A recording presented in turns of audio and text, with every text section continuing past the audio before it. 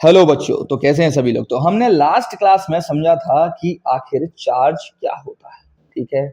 और हमने ये भी पता लगा लिया था कि चार्ज के दो टाइप होते हैं, एक चार्ज होता है हमारा पॉजिटिव और दूसरा होता है नेगेटिव।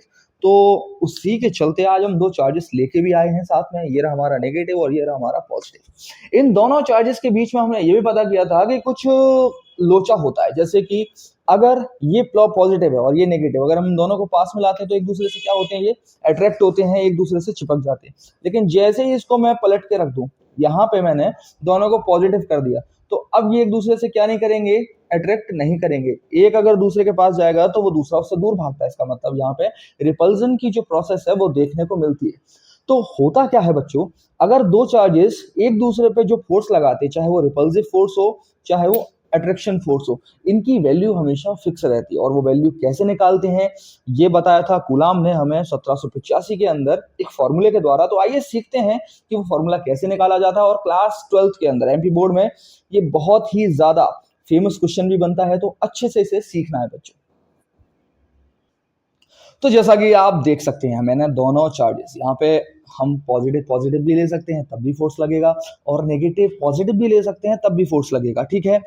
तो हमने दोनों चार्जेस को एक छोटे से सेपरेशन पर रखा है, मतलब एक दूसरे से एक डिस्टेंस पर रखा है, और उस डिस्टेंस को लिया है हमने आर के फॉर्म में। अब ये जो डिस्टेंस है बच्चों, वो कहाँ से मेजर की जाती है, सबसे बड़ा क्वेश्चन है, ये ऑब्जेक्टिव में आपसे पूछा जाता है। तो याद रखना, किसी भी सेंटर के किसी भी चार्ज के बिल्कुल सेंटर से दूसरे चार्ज के सेंटर तक की जो डिस्टेंस होती है उसे हम आर से रिप्रेजेंट करते हैं, ठीक है। तो इसमें क्या होता है, जब हम इसे एक दूसरे से आर डिस्टेंस पे रखते हैं, तो अब इन दोनों के बीच में जो फोर्स लगता है वो कैसे लगता है, तो आइए देखिए समझते हैं। सबसे पहले अब हमें यहाँ समझ में आ रहा है कि ये भी पॉजिटिव है, ये भी पॉजिटिव है, तो ये क्या करेगा, इसको अपने से दूर भगाएगा, और ये भी क्या करेगा, इधर की तरफ जाएगा। मतलब एक दूसरे से क्या होंगे, ये रिपल्जन लगाएंगे। क्या लगाएंगे, ये रिपल्जन, ठीक है। अब यहाँ पे जो वैल्यू है बच्चों, ये वाली जो वैल्यू है, इधर की तरफ जाने वाली वैल्यू, उसको हम फोर्स 1 कह देंगे, और यहाँ पे जो फोर्स लगेगा वो लगेगा फोर्स 2 लगेगा। लेकिन अब यहाँ पे एक बात जो समझने वाली है वो ये है कि जो फोर्स 1 है वो किसके थ्रू लग रहा है, मतलब पहले चार्ज पे जो फोर्स लग रहा है वो किसके द्वारा लग रहा है, दूसरे से। तो हम यहाँ लिख सकते हैं फोर्स ऑन 1 ड्यू टू 2, और इसको लिखेंगे फोर्स ऑन 2 ड्यू टू 1। एक लिखने का तरीका होता है। और मैथमेटिकली अगर ये बात देखी जाए तो बात ये है कि जो फोर्स है 1 और 2 बराबर होता है फोर्स 2 और 1 की, मतलब कि पहले चार्ज पे लगने वाला फोर्स दूसरे के द्वारा बराबर होता है दूसरे चार्ज पे लगने वाला फोर्स पहले के द्वारा, ठीक है। तो आखिर फिर ये लिखने का तरीका इतना हमने बदला क्यों, देखिए यहाँ पे इन दोनों में केवल एक ही फर्क होता है कि एक इधर जाता है एक इधर जाता है, मतलब कि एक केवल और केवल एक फोर्स दूसरे से माइनस में डिफरेंस होता है। मतलब कहने का ये है कि एक फोर्स और दूसरे फोर्स के बीच में, मतलब फर्स्ट और दो, यहाँ पे दोनों के बीच में जो डिफरेंस आएगा वो केवल आएगा डायरेक्शन का। और डायरेक्शन जो है दोनों की अलग अलग होती है, बाकी इनके मैग्नीट्यूड सेम रहता है। मैग्नीट्यूड मतलब दोनों फोर्सेस जो हैं उनकी जो न्यूमेरिकल वैल्यू, नंबर में जो मान आएगा वो दोनों का सेम आएगा, इसलिए दोनों को हम एक ही जैसा रिप्रेजेंट करते हैं और एफ मान के सॉल्व करते हैं। आई थिंक ये बात आपको यहाँ पे समझ में आ गई होगी।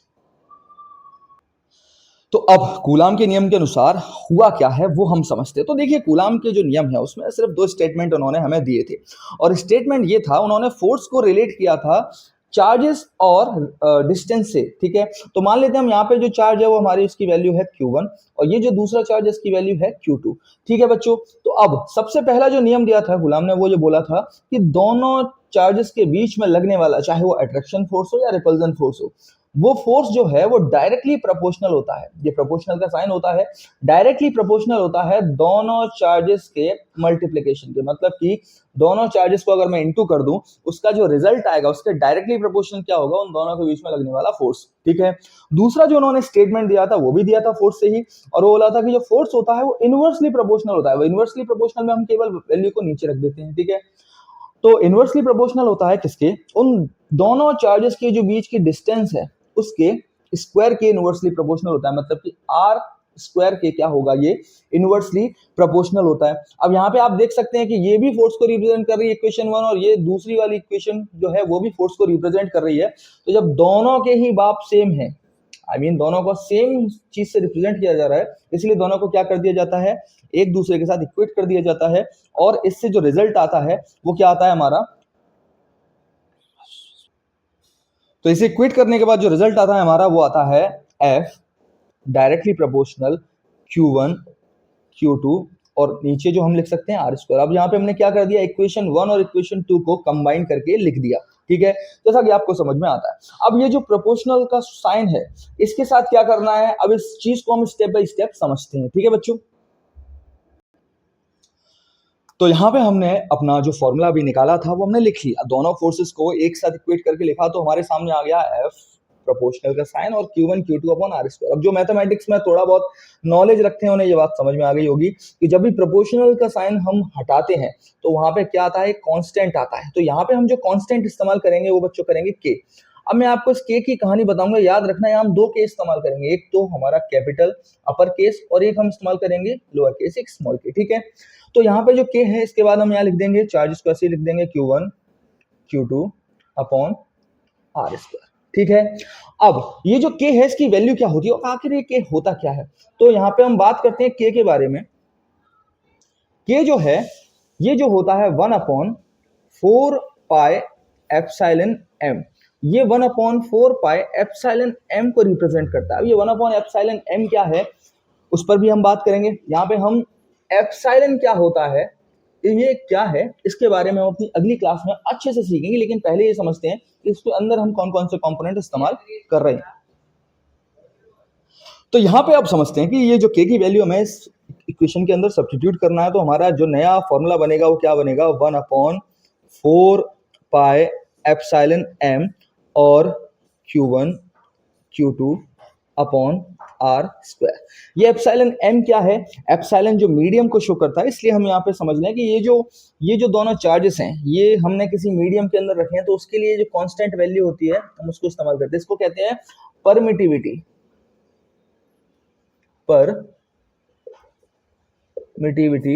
ऑफ मीडियम,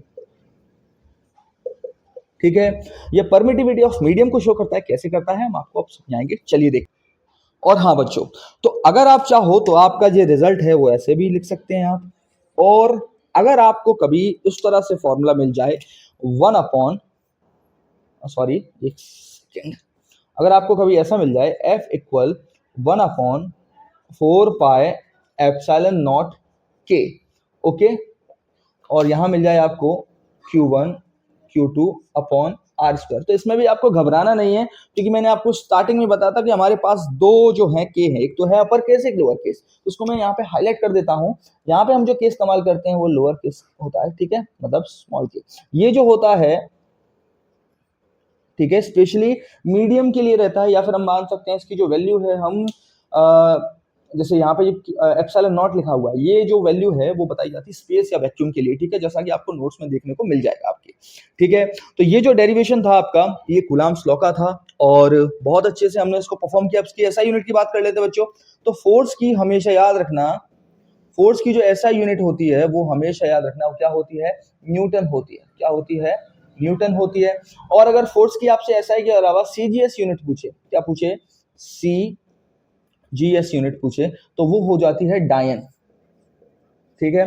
जो सीजीएस यूनिट होती है वो डायन होती है। तो सीजीएस यूनिट में क्या होता है कि जो ये फोर्स का फॉर्मूला है उसे लिखने का थोड़ा सा तरीका बदल जाता है, और थोड़ा सा तरीका बदलने के बाद हम उसे कैसे लिखते हैं, चार्जेस को मैं थोड़ा साइड में कर देता हूं, और उसे लिखने का जो तरीका होता है वो होता है F इक्वल, यहाँ पे आप सीधा लिख सकते हैं अब इसको, क्या, यहाँ पे देखो Q1 Q2 upon KE R²।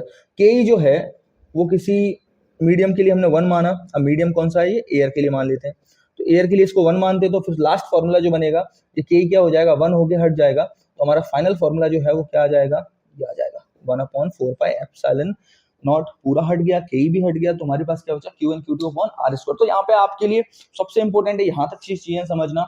इसके बाद ये आपका ऐसा यूनिट में आ गया, इसकी यूनिट आप न्यूटन लिख सकते हैं। उसके बाद सीजीएस में अगर आपसे पूछा जाए तो आपको ये लिख देना है, ठीक है गाइस। आई थिंक ये आपको समझ में आ गया होगा, वेरी गुड।